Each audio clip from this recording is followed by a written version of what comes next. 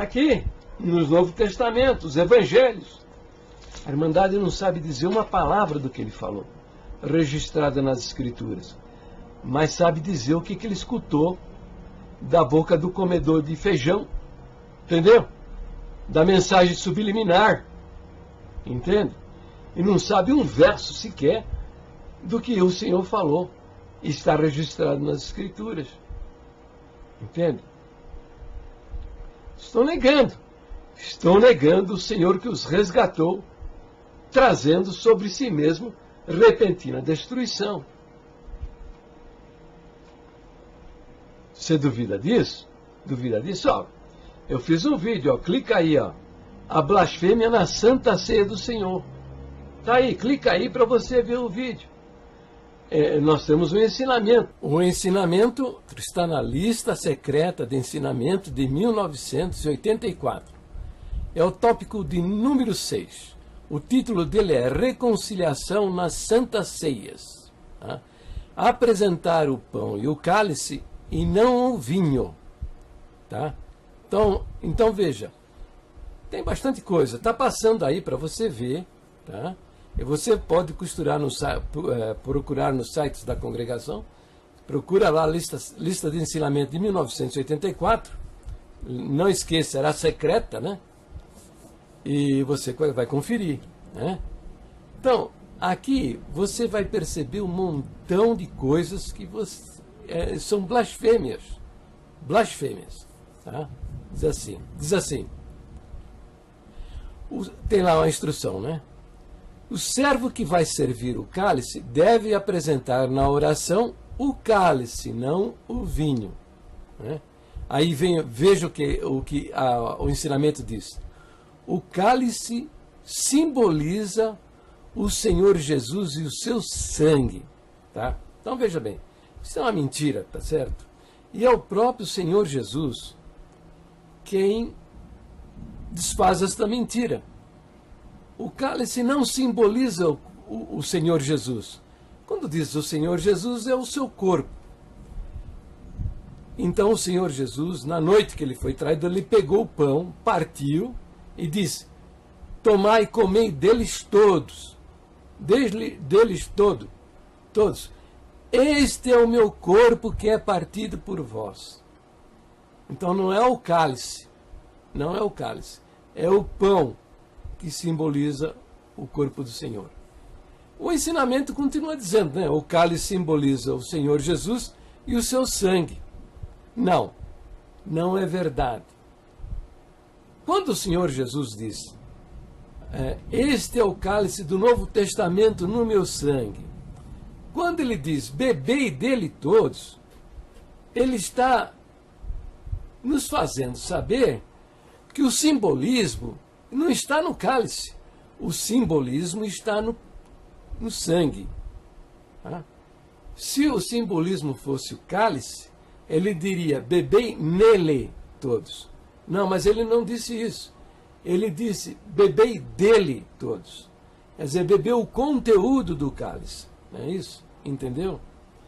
Então, isso é uma figura de palavra chamada metonímia. E aqui o Senhor Jesus está empregando uma metonímia que é conhecida como o conteúdo pelo continente. Quer dizer, o conteúdo substituído pelo continente. O continente é o que contém o cálice. O conteúdo é o vinho, é o que está contido dentro do cálice. Entendeu? Se você tem dúvida, procura aí um professor de português, ele vai explicar isso direitinho para você. Entendeu? Que Jesus se valeu aqui de uma figura literária conhecida como metonímia, que é o conteúdo pelo continente, a substituição do conteúdo pelo continente. Mas quando ele usou o pronome demonstrativo dele, bebei dele todos, tá? Ele está dizendo que o simbolismo o que está dentro do cálice. Se o cálice fosse o símbolo, Jesus teria dito, bebei nele. Mas ele não disse bebei nele, ele disse bebei dele. Tá?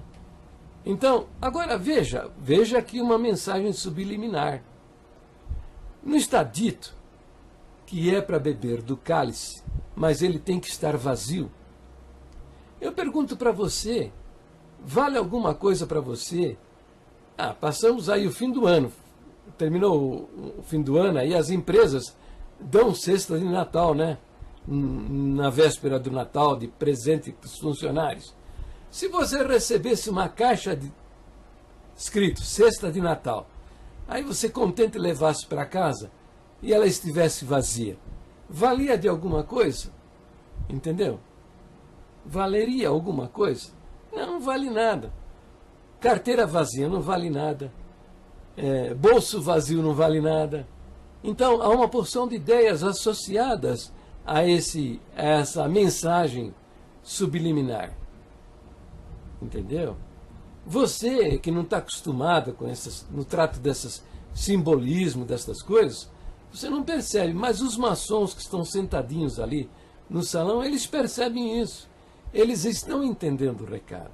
Porque na maçonaria, Jesus Cristo não é ninguém. Ele está em pé de igualdade com Buda, Confúcio, Maomé, Bhagavad e outros líderes mais religiosos. Mas Jesus Cristo é diferente.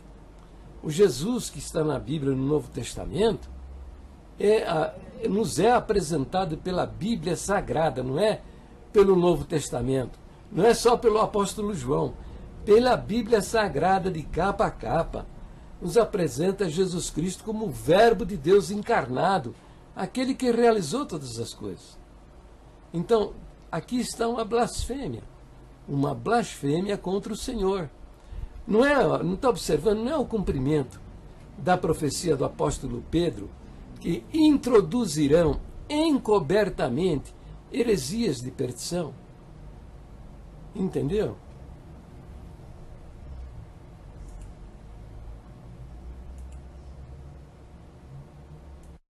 E o ensinamento prossegue dizendo, né?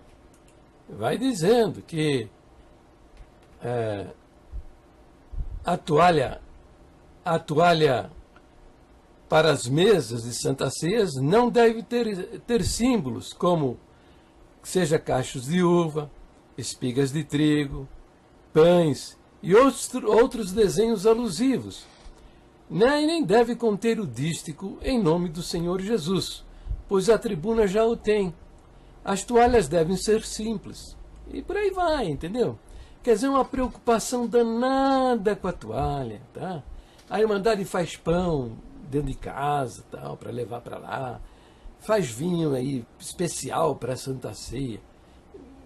Tem instrução sobre o vinho, tem instrução sobre o pão, mas não tem uma instrução sequer sobre o recipiente, sobre o vasilhame que contém o vinho.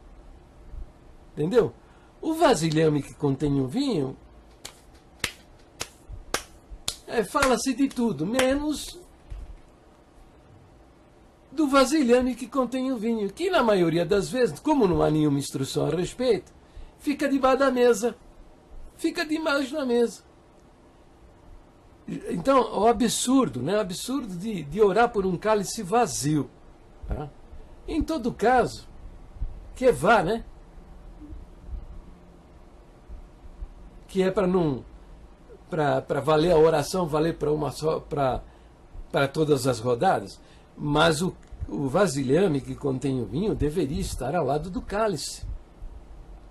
Mas como ele, na maioria das vezes, fica debaixo da mesa, tem aí mais uma mensagem subliminar. Uma mensagem dizendo que esse sangue não vale nada. Não tem poder para nos purificar dos nossos pecados. Entendeu? Mais uma mensagem subliminar. Eles estão vendo esses vídeos aí. Se eles realmente tivessem algum respeito, alguma fé, alguma confiança a respeito do sangue que foi derramado, eles já teriam feito uma circular, tá? Numa lista aí, colocado instruções para os irmãos colocar o vasilhame contendo vinho ao lado do cálice e orar pela ceia. Mas eles não fazem nada disso, tá? Porque para eles não vale nada mesmo. Jesus Cristo não é ninguém, entendeu? Não é o que o apóstolo Pedro está dizendo?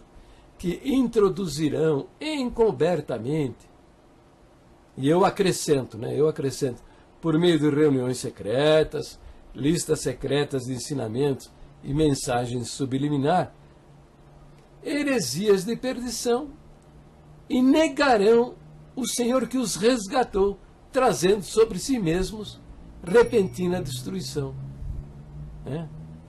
Agora pensa comigo, repentina destruição, o que é isso? O que é isso? É fácil saber, meu filho, é fácil saber.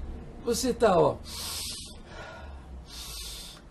respirando, mas de repente você já não está, se Deus fizer isso aqui, tapar teu nariz aí, você morre.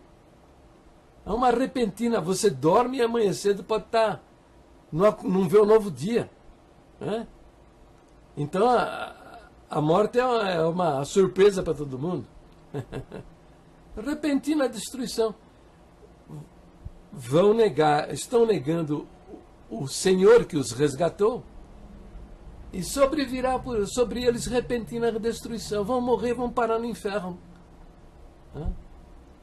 E veja, interessante, né? Os pregadores da salvação condicional, quer dizer, o sujeito está salvo agora, mas amanhã não está mais. Hoje ele é salvo, amanhã pode não ser. Os pregadores que pregam que a salvação, você pode perder a salvação, eles usam esse verso aí, negarão o Senhor que os resgatou, quer dizer, são pessoas que foram resgatadas pelo Senhor e que sobreveio uma repentina destruição. Então eles dizem, o cara foi resgatado e perdeu a salvação, quando de fato não é isso. O Senhor que os resgatou, negarão o Senhor que os resgatou. Esta frase está dizendo que o resgate realizado pelo Senhor Jesus na cruz tem valor eterno e é para toda a humanidade, toda a humanidade.